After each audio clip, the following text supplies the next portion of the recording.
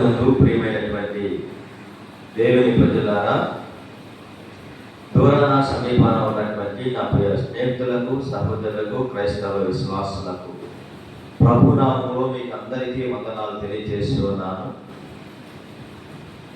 మీరందరూ బాగున్నారని ప్రభు పేరిట మీకు మనవి చేస్తున్నాను. మీ కొరకు ప్రతి నిత్యమును మా సాహసము తరపున ప్రార్థన చేస్తూ ఉన్నాం. మీరు కూడా దేవుని యొక్క వాక్యాన్ని వింటూ బలపరచబడుతున్నారని, దేవుని రాజ్యము కొరకు మీరు చిత్తపరుస్తున్నారని ప్రభు పేరిట మీకు మనం చేస్తూ ఉన్నాం. తెల్లవారుజామున మీరు వాక్యమును వింటున్నారు, వాక్యాన్ని ధ్యానిస్తున్నారని కూడా, ప్రార్థన చేస్తున్నారని కూడా మేము విశ్వసిస్తున్నాం. చదవండి, దేవుని యొక్క వాక్యాన్ని వినండి, దేవుని యొక్క వాక్యము చదివి అలాగే ధ్యానం చేస్తూ ప్రార్థన చేస్తున్నప్పుడు ఆధ్యాత్మికంగా మీరు బలపరచబడుతూ అనేకమైన వారికి మీరు మేలుకరంగా, ఆశ్చర్యకరంగా, మార్గదర్శకులుగా ఉండటకు మొట్టమొదటిగా దేవుని యొక్క వాక్యమే ఆధారమైనది కనుక ఈ వాక్యం ద్వారా మీరు అందరూ బలపరచబడాలని ప్రభు పెట్టడం మీకు మరొకసారి శుభములు తెలియజేస్తున్నారు. మంచిది. మరొక రోజు మనం ఈ విధముగా ప్రభు సన్నిధిలో ప్రభు యొక్క నామాన్ని బట్టి ప్రభుని ఆరాధించడానికి, ప్రభు మనకిచ్చినటువంటి ఈ సమయాన్ని బట్టి, లేకుంటే ఈ తరుణాన్ని బట్టి ప్రభుని మనం ఆరాధించాలి. దేవుని లేఖనాల్లో నుంచి కొన్ని విషయాలను మనము ప్రతిరోజు ధ్యానం చేసుకుంటూ వస్తున్నాం. ఆ క్రమంలోని ఈరోజు కూడా ఒక చిన్న వాక్యాన్ని మనం ధ్యానం చేద్దాం. ఎందుకంటే దేవుని యొక్క వాక్యము అది రెండించులు గల ఖడ్గమని వాక్యంలో మనం చూస్తున్నాం. వాక్యము నా బాధలలో నెమ్మదినిచ్చేది, అదే నన్ను బ్రతికించేది అని కూడా వాక్యంలో రాయబడింది. ఈరోజు దేవుని యొక్క వాక్యము చదివేవారు కానీ, లేకుంటే దాన్ని ధ్యానించి దాని ప్రకారం జీవించి ప్రవర్తించేవారు చాలా తక్కువగా కనబడుతున్నారు. ఎందుకంటే లోకంలో చూస్తున్నటువంటి యొక్క పరిస్థితులను బట్టి, లోకంలో జరుగుతున్నటువంటి విషయాలను చూస్తున్నప్పుడు భయాందోళనకి గురయ్యి ప్రజలు చదవటం గురించి కానీ, ప్రార్థన చేయటం గురించి కానీ కాస్త వెనకబడుతున్నట్లుగా, విశ్వాసంలో కాస్త దిగజారిపోయేటువంటి పరిస్థితులు ఈ చివరి దినాల్లో ప్రజల్లో చాలా మట్టికి నేను చూస్తూ ఉన్నాను, మీరు కూడా చూస్తూ ఉన్నారు. అయినను భయపడక ధైర్యముగా ప్రభు యొక్క వాక్యము చదవటానికి కానీ, ఆయన పని చేయటం విషయంలో వెనకబడకుండా చేయటం విషయంలో ఇంకా ముందుకి త్వరపడి చేసేవారిగా కానీ ఉండాలనే ప్రభు పేట మీకు మనం చేసుకుంటూ వస్తున్నాం.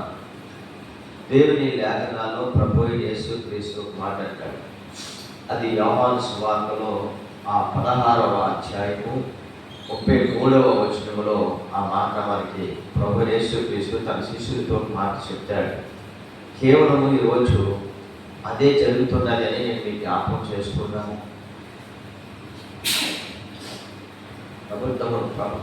ప్రపంచంలో ఇప్పుడు జరుగుతున్న విషయాలు అలాగనే జరుగుతున్నాయని మనం చూస్తున్నాం. సరే, ఏది ఏమైనప్పటికీ, ఎలాగైనా జరుగుతున్నప్పటికీ కూడా మనము భయపడిన అవసరం లేదని, ధైర్యంగా ఉండాలని ప్రభు యేసుక్రీస్తు తన శిష్యులతో చెప్పాడు.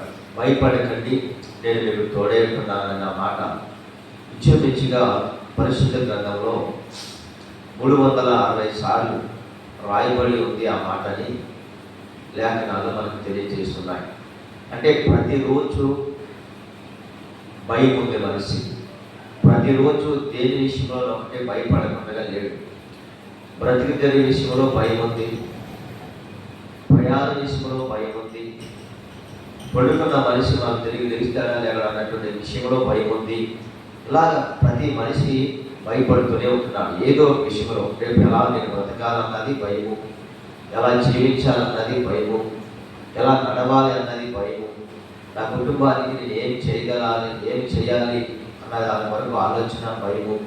ఇలాంటివి చాలా మనుషులని కృంగదీస్తూ బలహీనపరుస్తూనే ఉన్నాయి. భయము భయము భయము భయము. ప్రతి మనిషి భయం లేని మనిషి లేడు. భయంతోటే బ్రతుకుతూ, భయంతోటే జీవిస్తూ, భయంతోటే మనిషి కొనసాగించబడుతూ ఉన్నాడు. అంటే ప్రయాణం చేసినా భయపడవలసి వస్తుంది. ఎలా బ్రతకాలన్న దాని గురించి భయపడుతున్నారు. ఇలాంటి భయము ప్రతి మనిషికి ఉంది. శత్రువు ఒకవేళ మన రాజ్యం మీదకి వచ్చి దోసుకుపోతాడేమని రాజుగారికి భయం ఉంది. ఇలాగ మనం ఈరోజు ఎలా బ్రతకగలమన్న దాని గురించి భయపడుతున్నారు. ఎలాగ జీవించగలుగుతామన్న దాని కొరకు భయపడుతున్నారు. ఇలాగ చాలా సందర్భాల్లో ప్రతి మనిషికి భయం అనేటువంటి మాట ఎక్కువగానే కనపడుతున్నది జీవితాల్లో. కానీ ప్రభు చెప్పిన మాట ఒకటే, ఏమని చెప్పాడని మనం ఆలోచిస్తున్నప్పుడు, నా యందు మీకు సమాధానం కలుగునట్టు ఈ మాటలు మీతో చెప్పుచున్నాను, లోకంలో మీకు శ్రమ కలుగును, అయినను ధైర్యం తెచ్చుకోవాలని అన్నాడు. భయం కలుగుతున్నప్పుడు మీరు ధైర్యం తెచ్చుకోవాలి. ఎందుకు తెచ్చుకోవాలంటే ధైర్యము మనిషిని ఏం చేస్తుందంటే బలపరచబడుతూ ఉండడానికి అవకాశం ఇస్తుంది ధైర్యం. ఎందుకంటే చావు బ్రతుకుల మీద ఉన్న మనిషికి భయం వస్తుంది. డాక్టర్లు అందరూ కూడా చేతులు ఎత్తేసారు, వారికి ఉన్న ఘనమంతా కూడా అయిపోయింది, నా వల్ల కాదు అనుకునే పరిస్థితికి వచ్చేసరికి కుటుంబీకులందరూ కూడా వ్యాపారం చెందుతారు. పక్కనే ఒకడు భయంకరమైన వ్యాధి వచ్చి తనని బలహీనపరుస్తున్నప్పుడు వారికి ఉండోలేకో అక్కడక్కడ రుణాలు చేసి డాక్టర్ దగ్గర తీసుకెళ్ళి ఎంతో ధనాన్ని పోగు చేసి, అయ్యా మా కుమారుడు బ్రతికించండి, ఎంతైనా మేము ఇస్తామని వాళ్ళ కాళ్ళు చేతులు గడ్డాలు పట్టుకుని బ్రతిమాలుతూ ఉంటారు. కానీ డాక్టర్ చెప్పింది ఒకటే, మా వల్ల కాదమ్మా, చాలా చెప్తా మేము ప్రయత్నం చేస్తాం, మాకు చేతనంత మట్టికి ప్రయత్నం చేస్తాం, కానీ కుమారుడు బ్రతుకుడు, మా వల్ల కాదు అన్నారు. ఆ కుమారుడు యొక్క తల్లికి తండ్రికి ఇంకా ఉన్నవారికి తెలిసింది. చివరికి తాను కూడా ఈ విషయము వారు మాట్లాడుకుంటున్నారు. దాన్ని బట్టి తన హృదయంలో కూడా ఈ మాట వినబడింది మనసులో. అయితే తాను అనుకుంటున్నాడు, ఇక నా జీవితం ఇక్కడితోటి ముగించబడుతుంది. డాక్టర్ కూడా చేతులు ఎత్తేసాడు, నా వల్ల కాదు అనుకుని తాను కూడా ఏం చేస్తాడంటే భయపడుతున్నాడు. అంటే రేపు ఎల్లుండో కొద్ది క్షణాల్లో నా జీవితాన్ని నేను ఇంకా ముగించబోతున్నాను అన్న దాని గురించి తాను కూడా భయపడుతూనే ఉన్నాడు. ప్రభు నందు ప్రియమైన దేవుని బిడ్డలారా, ఈరోజు నేను మీతో మాట్లాడుతున్న విషయంలో దేవుని యొక్క వాక్యం చెబుతుంది, నేను కాదు, ధైర్యం తెచ్చుకో, నువ్వు భయపడద్దు అంటుంది. ఈరోజు నువ్వు ఏ విషయంలో భయపడుతున్నావో, మానసికంగా నలుగురి విషయంలో భయపడుతున్నావా, ఆర్థికంగా నేను అప్పుల చేత చాలా ఒత్తిడి కలిగి ఉన్నానని భయపడుతున్నావా, లేకుంటే ఈ వ్యాధితో నేను ఇక బ్రతకను, డాక్టర్లు చేతులు ఎత్తేసారు, నేను బ్రతకను, నా వల్ల కాదు అని డాక్టర్లు చెప్పారు, దాన్ని బట్టి నేను ఇక రేపో కొద్ది క్షణాలకు మరణిస్తాను అన్న దాని గురించి భయపడుతున్నావా? ప్రభు చెప్తున్నాడు, భయపడకము, ధైర్యంగా ఉండమంటున్నాడు. ఈరోజు దేవుని వాక్యము చెబుతుంది, నువ్వు భయపడకు, ధైర్యం తెచ్చుకున్నాము, నువ్వే మాత్రం విచారపడకు, ఆలోచన కలిగి ఉండము అంటుంది వాక్యము. ఎందుకని అంటే ప్రభు చెప్తున్నాడు, డాక్టర్లు కాదు, ఒక సేవకునిగా నేను కూడా కాదు, కానీ నీకైనటువంటి వారు కూడా కాదు, కానీ దేవుని యొక్క వాక్యం, పరిశుద్ధాత్మ దేవుడు నీతో చెప్తున్న మాట, ధైర్యము తెచ్చుకున్నాము. ఈరోజు ధైర్యము చెడిపోయి చాలామంది ధైర్యము కోల్పోయి భయాందోళనకి చెంది ఇంకా అనవసరము, నన్ను బ్రతికించేవారు లేరు, నన్ను బాగు చేసేవారు లేరు అని చాలామంది ఈ ధైర్యాన్ని కోల్పోయి భయంతోటి వారు కొద్ది రోజులు బ్రతకవలసిన వారు, కొన్ని సంవత్సరాలే బ్రతకవలసిన వారు, కొన్ని సంవత్సరాలే చాలా హ్యాపీగా ఫ్రీగా ఉండవలసినటువంటి వారు ఈ మానసికమైన ఒత్తిడి చేత పక్కవారు, అలాగనే మరొకరు వాళ్ళకి పెడుతున్నటువంటి ఆ భయాన్ని బట్టి చాలామంది ప్రజలు కొన్ని దినాలు బతకవలసిన వాడే చనిపోయేటువంటి పరిస్థితి కూడా వస్తుంది. మనం ధైర్యపరచాలి. ప్రభు యొక్క వాక్యము ధైర్యపరిచింది. నేను మిమ్మల్ని ధైర్యపరచలేను కానీ, నేను మిమ్మల్ని మీలో ఉన్నటువంటి భయాన్ని తొలగించలేను కానీ, భయమును తొలగించేది, ధైర్యమును ఇచ్చేది ప్రభు అయిన దేవుడని నీవు ఒకసారిగా గుర్తించి, ఈరోజుకై నేను ఇచ్చిపోయేది ఏమీ లేదు, ధైర్యం చెడిపోయి ఉన్నావా, భయపడుతున్నావా, ఆందోళన చెందుతున్నావా, మానసికంగా నలుగుతున్నావా, వ్యాధులతో బాధపడుతున్నావా, కృంగిపోతున్నావా, నా వ్యాధి ఇక్కడి నుంచి ఈ యొక్క మరణానికి తీసుకెళ్తుంది, నా వల్ల కాదు అనుకుంటున్నావా? ప్రభు యొక్క వాక్యం చెప్తున్నది, అయినను మీరు ధైర్యం తెచ్చుకోనండి అంటున్నాడు. అయినను మీరు ధైర్యం తెచ్చుకోనండి. ఏ విషయంలో ధైర్యం చెడిపోయావు, ఏ విషయంలో ధైర్యం కోల్పోయావు, ఏ విషయంలో నీవు కృంగిపోతున్నావు, ఏ విషయంలో బలహీనపడుతున్నావు, ఏ విషయంలో నీవు మానసికంగా నలుగుతున్నావు, అయినను ధైర్యం తెచ్చుకోనండి.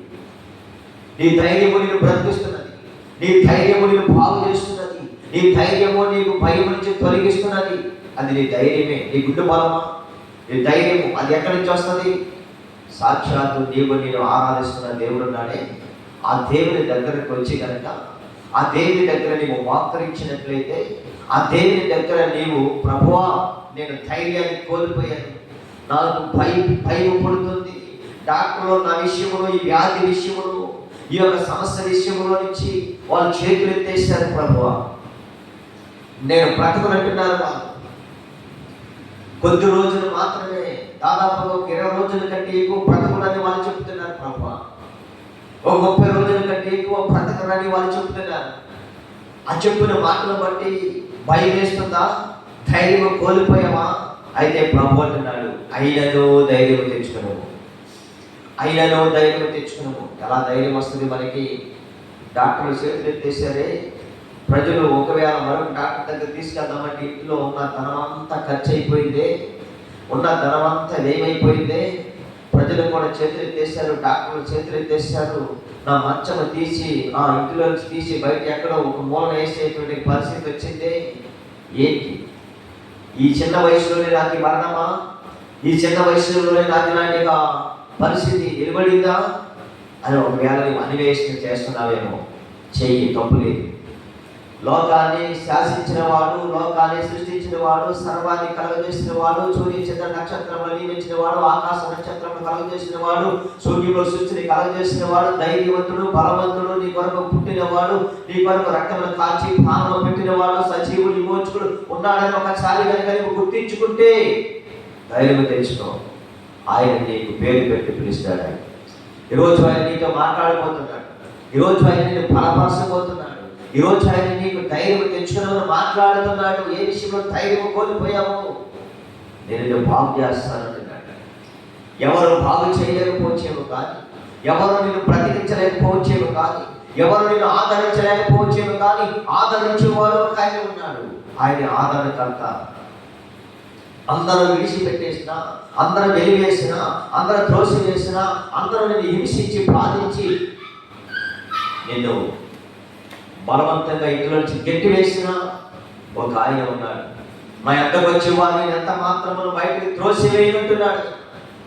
త్రోసివేసే దేవుడు కాదు. దేవి అని ఆయన దగ్గరకు వస్తావా? ప్రభువా అని ఆయన దగ్గరకు వస్తావా? ఒకసారి ఆయన నేము లేకపోతే పేరు పెట్టి ఆయన ఒకసారి పిలుస్తావా? ఆయన నీ పక్కనే ఉన్నాడు. ఆయన నీతో మాట్లాడటానికి ఆయన ఎన్నో సంవత్సరాల నుంచి ఎదురు చూస్తున్నాడు. నీవు ఒకసారి ప్రభువాన్ని పిలిస్తే చాలు, ఆయన నిన్ను కౌగిలించుకోవాలని చూస్తున్నాడు. ఎప్పుడైనా ఎన్నడైనా ఆయన నువ్వు చూసావా? ఎప్పుడైనా ఎన్నడైనా ఆయన యొక్క నామాన్ని గుర్తించావా? యేసు అంటే ఎవరో తెలుసుకున్నావా? యేసు అంటే ఏం చేయగలనో తెలుసుకున్నావా? ఇప్పటికైనా ఆయనను ధైర్యం తెచ్చుకొని తెలుసుకో. ఆయన నిన్ను బాగు చేస్తాడు. యేసు ఎవరు? నాకు వాడు కాదనుకుంటున్నావేమో. ఒకవేళ యేసు ఎవరికో సంబంధించిన వాడు, యేసు ఎవరికో సంబంధించిన వాడు, కేరళకో, నవాలకో, లేని ఇతర దేశమో, అమెరికా దేశం అనుకుంటున్నావేమో. ఒకవేళ లేదు, యేసుక్రీస్తు అందరికీ ప్రభు ఉన్నాడు. యేసుక్రీస్తు అందరికీ ప్రభు అయిన వాక్యం స్పష్టంగా మనకు తెలియజేస్తున్నది. అపోస్తలుల కార్యం 10వ అధ్యాయం 36వ వచనంలో యేసుక్రీస్తు అందరికీ ప్రభు, కొందరికి మాత్రమే కాదు, అందరికీ ప్రభు. నీవు అనుకున్నావంటే ఇప్పుడు వరకు ఎన్నో తపస్సులు చేసేవేమో, ఎన్నో రాష్ట్రాలు, ప్రాంతాలు, గ్రామాలు, పల్లెలు, పట్టణాలు తిరిగేవేమో, కాళ్ళు అరిగిపోయినట్లుగా. లేదు, ఒక్కసారి ఆయన పిలవచ్చు కదా. ఇంత బాధలో ఉండి కూడా, ఇంత వ్యాధిలో ఉండి కూడా, ఇన్ని సమస్యలతో నువ్వు బాధపడుతున్నప్పటికీ కూడా ఎందుకు యేసు అని పేరు పెట్టి పిలవలేకపోతున్నావు? ఈరోజు నీతోనే మాట్లాడుతున్నది దేవుని వాక్యం. నీ సమస్యకి మించిన దేవుడు ఒక ఆయన ఉన్నాడు. నీ సమస్యకి మించిన దేవుడు ఒక ఆయన ఉన్నాడు. నీవే ఆ సమస్యను తీర్చుకోలేకపోతున్నావేమో, ఈ సమస్య నుంచి నేను బయట పడలేననుకుంటున్నావేమో. వాస్తవమే, నీకు కలిగిన సమస్యను బట్టి, నీకు కలిగిన వ్యాధిని బట్టి, నీకు కలిగిన భయమును బట్టి ఒకవేళ వాటి నుంచి విడిపించబడలేకపోతున్నావేమో, నీకు కలిగిన సమస్యల కంటే గొప్ప దేవుడు నీ ముందున్నాడు. గుర్తించుకో, నీ ముందున్నాడు ఆయన. ఒకసారి కనుక ఆయన పేరు పెట్టి పిలిస్తే ఆయన పలికే దేవుడు. ఆయన తన ఎడారి నీ దగ్గరకు వచ్చేవాడు. కౌగులించుకుని ముద్దు పెట్టుకొని నీకు కలిగిన సమస్త పరిస్థితుల నుంచి కూడా తొలగించి నీకు సమాధానమును కలుగజేసేవాడు. దేవునికి స్తోత్రము కలుగుగాక. సమాధానమును కలుగజేసేవాడు ప్రభువు యేసుక్రీస్తు. అదే మాట్లాడుకుంటూ వస్తున్నాడు. ఇక్కడ ఏమంటున్నాడు తెలుసా? దేవుని వాక్యంలో, నా యందు మీకు సమాధానము కలిగినట్లుగా దేవుని యందు మీకు సమాధానము కలగాలి, దేవునితో మీకు సహవాసమును కలగాలి, దేవునితో కలిసి మీరు జీవించాలి అంటే కనుక ఖచ్చితంగా దేవుడు ఎవరో నీవు తెలుసుకోవాలంటే. ఇప్పుడు వరకు తెలుసుకున్నావు, ఏదేదో తెలుసుకున్నావు. తెలియని వారిని తెలుసుకుని నువ్వు చేస్తే ప్రయోజనం ఏముంది? నీ పేరు పెట్టి పిలవని వారిని తెలుసుకుంటే ప్రయోజనం ఏముంది? నీ బాధ అంటే ఎవరికి తెలియని వారిని తెలుసుకుంటే ప్రయోజనం ఏముంది? నీ బాధల గురించి తెలుసుకునే వాడు ఒక ఆయన ఉన్నాడు. నీ భయం గురించి తొలగించేవాడు ఒక ఆయన ఉన్నాడు. ధైర్యమును పుట్టించేవాడు ఒక ఆయన ఉన్నాడు. నీ కుటుంబానికి సమాధానము కలగజేయగలిగిన వాడు ఒక ఆయన ఉన్నాడు. నీ పరిస్థితులన్నీ కూడా చక్క పెట్టగలిగిన వాడు ఒక ఆయన ఉన్నాడు. ఆయనే నజరుడైన యేసు అని నేను మీకు ప్రకటన చేస్తున్నాను. దేవునికి మహిమ కలుగుగాక. నా యందు మీకు సమాధానం కలగాలి. ఈరోజు ప్రియమైన నా దేవుని ప్రజలారా, సమాధానం ఒకవేళ కోల్పోయావా? ఐక్యత కోల్పోయావా? కుటుంబాల్లో సమాధానం కోల్పోయినా, ఐక్యత కోల్పోయినా, నెమ్మది కోల్పోయినా, సంతోషం లేకపోయినా, నా ప్రభువు నీకు సమాధానాన్ని కలగజేసేవాడు, నెమ్మదిని కలగజేసేవాడు, సంతోషాన్ని సంపూర్ణంగా పరిపూర్ణంగా ఇవ్వగలిగిన వాడు ఏకైక రక్షకుడు ఒకడే, ఆయనే ప్రభువు యేసుక్రీస్తు. నేను ఆరాధిస్తున్న నా ప్రభువు నీకు సమాధానాన్ని కలగజేస్తాడు. నేను ఆరాధిస్తున్న ప్రభువు నీకు సంతోషాన్ని ఇవ్వగలడు. నేను ఆరాధిస్తున్నట్టుగా ప్రభువు నీకు నెమ్మదిని కలగజేయగలిగిన వాడు ఆయన. ఒక్కసారి కనుక చూడపోయావా? ఇప్పుడు నాకు ఎన్నో చూశావేమో, ఎంతో మంది డాక్టర్ దగ్గరికి వెళ్ళావేమో, ఎంతో మంది వైద్య సలహాలు తీసుకున్నావేమో, లేదా ఎంతో మంది దేవుళ్ళు దేవత అనబడిన వారి దగ్గరికి ఒకవేళ వెళ్ళావేమో. ఒకసారి యేసుని కూడా ఆరాధించడానికి చూడపోయామా? చివరి యొక్క పరిస్థితి కదా ఇది. ఒకసారి యేసుని పిలవండి, పలుకుతాడు ఆయన. దేవుని స్తోత్రం కలగా. ఎందుకంటే యేసుని పిలవగానే పలుకుతాడు. రక్షింపనేక నా ఆస్తమ పురుష కాలేదంటున్నాడు. విననేక నా చెవులు మందమ కాలేదని ప్రభువు పలుకుతున్నాడు. కనుక దయచేసి ఒకసారి యేసు అని పిలిస్తే చాలు, నీ తక్షణమే నీకు ప్రత్యక్షమవుతాడు ఆయన. ప్రత్యక్షమయ్యేవాడు ఆయన. సర్వ మానవాల కొరకు ఆయన ప్రత్యక్షమయ్యి నీకేది అవసరమైనదో, నీకేది కావలసినదో, నీకేది పరిస్థితుల్లో నువ్వు కృంగిపోతున్నావో, లేవలేకపోతున్నావో అది గుర్తెరిగిన వాడు, అది తెలుసుకునే వాడు, దాని నుంచి విడిపించగలిగిన వాడు, దాని నుంచి తప్పించగలిగిన వాడు, దాని నుంచి విమోచించగలిగిన వాడు, నూతన రక్తము చేత ప్రోక్షించి ప్రతి పాపములకు ప్రాయశ్చిత్తము కలగజేయగలిగిన వాడు యేసు అక్కడే. ఆయన అంటున్నాడు, తన శిష్యులతో అంటున్నాడు, నా యందు మీకు సమాధానము కలిగినట్లు. ఏమంటాడు? నా యందు సమాధానం మీకు కలగాలి, నా యందు మీకు సమాధానము కలిగినట్లుగా ఈ మాటలు మీతో చెప్పుచున్నాను. ఏ మాటలు చెప్తున్నాడు ఆయన? ఏ మాటలు మాట్లాడుతున్నాడు ఆయన? ఎవరి కొరకు మాట్లాడుతున్నాడు? నీ కొరకే మాట్లాడుతున్నాడు. నీతోటే మాట్లాడాలని, నీతో సంభాషించాలని, నీతో ఆలోచించి మాట్లాడాలని. ఈరోజు నీకు అయిన వారు నీతో మాట్లాడలేదు. నీకు అయిన వారు నీతో మాట్లాడాలంటే నీ దగ్గర ధనం ఉండాలి, బలం ఉండాలి, ఆరోగ్యం ఉండాలి, ఔషధ్యం ఉండాలి. ఏమి లేనప్పుడు వాళ్ళు ఎవరు నీతో మాట్లాడలేదు. దూరం అయిపోతారు. అన్నీ ఉంటే నీ దగ్గరకు వస్తారు. కానీ నా ప్రభు ఏమి లేకపోయినా దగ్గరకు వస్తారు. పాపమైన నేను ప్రేమిస్తాడు. యేసు ఎవరు నీవు ఇప్పుడు వరకు తెలుసుకోకపోయినా ఇప్పుడైనా తెలుసుకున్నాను ప్రభువా, నా పాపమును కడుగనంటే చాలు, ఆయన నీ పాపాన్ని కడగటానికి నీ మధ్యలోకి వస్తున్నాను. నీ మధ్యలో ఆయన అల్లాడుచూ సంచరిస్తూ ఉన్నాడు ఆయన. నా యందు మీకు సమాధానము కలిగినట్లు ఈ మాటలు మీతో చెప్పుచున్నాను. లోకములో మీకు శ్రమ కలుగును. ఏమి కలుగుతుందంట? అవును ప్రియులారా, లోకంలో ఎవరికి సంతోషం ఉండదు, లోకంలో ఎవరికి ఆనందం ఉండదు, లోకంలో ఎవరికి నెమ్మది ఉండదు. లోకములో మీకు శ్రమ కలుగుతున్నది. లోకములో శ్రమ, సంతోషం లేదు, ఆనందం లేదు, నెమ్మది లేదు. లోకంలో శ్రమలు కలుగుతున్నాయి, భయములు కలుగుతున్నాయి. అయినను అని అంటున్నమాట. శ్రమ కలిగిన, బాధ వచ్చిన, వ్యాధన వచ్చిన, సమస్యలు వచ్చిన, ఏది వచ్చినా లోకములో మీకు శ్రమ కలిగిన అయినను ధైర్యం తెచ్చుకున్నది. శ్రమ కలిగిన, బాధ వచ్చిన, వ్యాధి వచ్చిన మనకి మరణమే ముగింపు కాదు. కొంతమందికి వచ్చిన శ్రమను బట్టి, వాళ్ళకు ఉన్నటువంటి సమస్యను బట్టి ఇంకా బ్రతుకుతే కంటే మరణించడం మేలనుకొని చాలా మంది మరణాలు వెతుకుతూ ఉంటారు. వీళ్ళ దేవుడు ఇచ్చిన మరణంతో మనం మరణించడం వచ్చింది కానీ మనకై మనము మరణం గురించి తీర్మానం చేసుకుని బ్రతకటం కంటే చనిపోవటం మేలనుకొని చనిపోవద్దు. ఎవరు కూడా బ్రతకాలి, ధైర్యం తెచ్చుకోలేమంటున్నాడు ఆయన. చూడండి, ధైర్యం తెచ్చుకునండి అంటున్నాడు. క్రీస్తునందు ప్రియమైన దేవుని ప్రజలారా, ఈరోజు నేను మీతో మాట్లాడుతున్న విషయం ఏంటంటే, ధైర్యం చెడిపోతే కనుక ధైర్యం తెచ్చుకోండి. ధైర్యం తెచ్చుకో, ధైర్యం తెచ్చుకో, ధైర్యం కలిగి జీవించు. బలమొకసారి పుచ్చుకో, మరొకసారి నిలవబడు, మరొకసారి ధైర్యం తెచ్చుకొని మరొకసారి నిలవబడు. నేను చేయగలను, నా వల్ల అవుతుంది, నా చేతన అవుతుంది.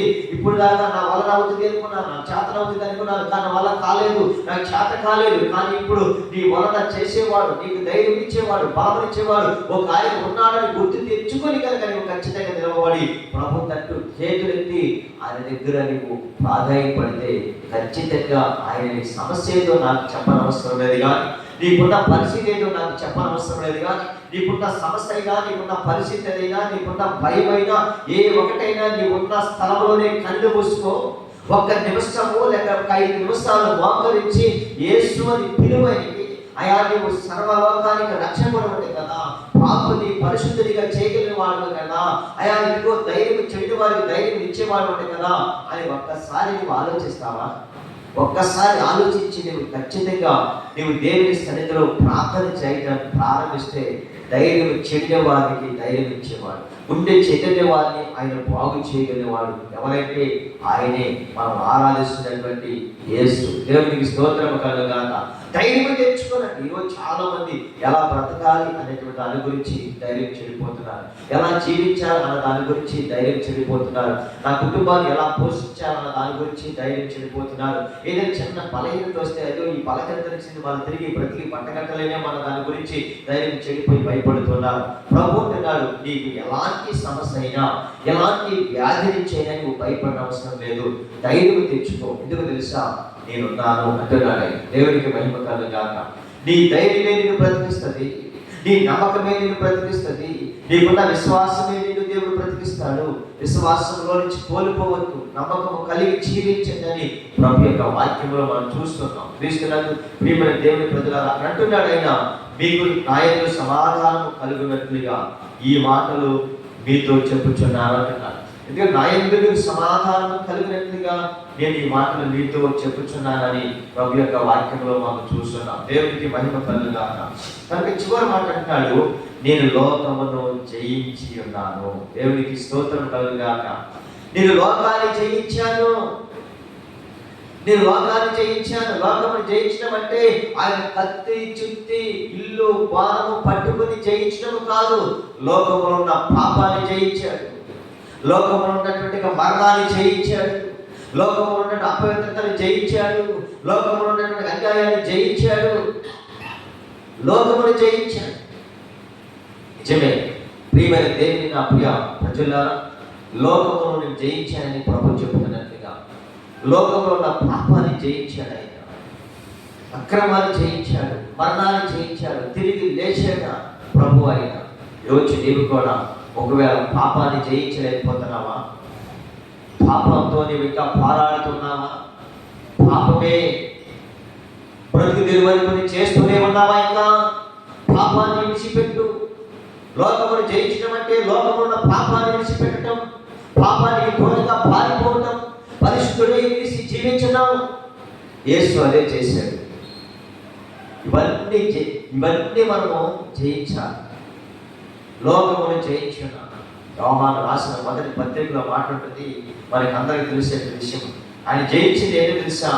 నేత్రాశ అంట, శ్రీరాశ అంట, జీవపు డమ్మమంట, ఇవన్నీ కూడా ఆయన జయించాడని వాక్యంలో మనం చూస్తున్నాం. దేవునికి స్తోత్రం కలుగుతారు.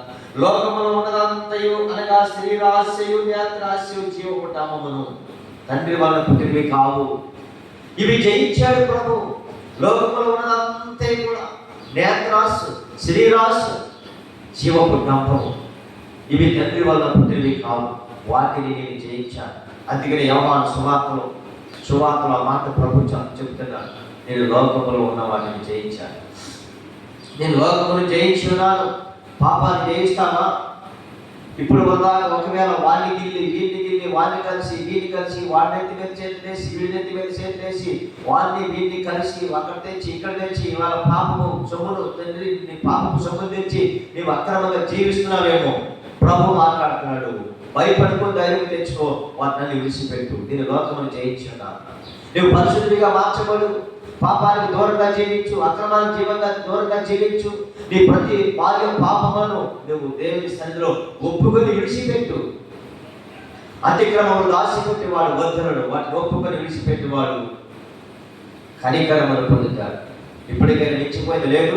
నా ప్రియమైన స్నేహితుల సహోదరుడా, ఈ యొక్క రోజున నేను మీతో మాట్లాడుతున్న విషయం ఏంటంటే, భయపడకు, ధైర్యం తెచ్చుకో, నిబ్బరం కలిగి ఉండు, దేవుని వైపు చూడు. నీకున్న ప్రతి సమస్యకి ఆయన పరిష్కారం అని తెలుసుకో. నీకు కలిగిన ప్రతి పాపము విడిచిపెట్టు.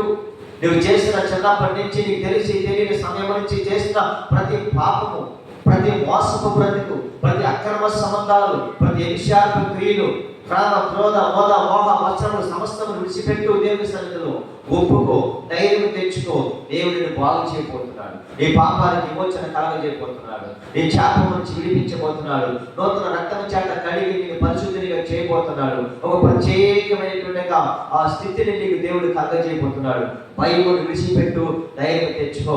నిన్ను నీ కుటుంబాన్ని ఈ రోజు బాగు చేయబోతున్నాడు. నిన్ను నీ కుటుంబాన్ని ఈ రోజు నుంచి ఆయన నీకు ప్రత్యక్షం కాబోతున్నాడు. నీకు కలిగిన ప్రతి సమస్య నుంచి ఆయన విడిపించి గొప్ప ధైర్యాన్ని నీకు ఇచ్చి గొప్ప అభిషేకాన్ని, ఆశీర్వాదాన్ని ప్రభు నీకు ఇవ్వబోతున్నాడు. ఇటు కృప దేవుడు నీకు అనుగ్రహించును గాక.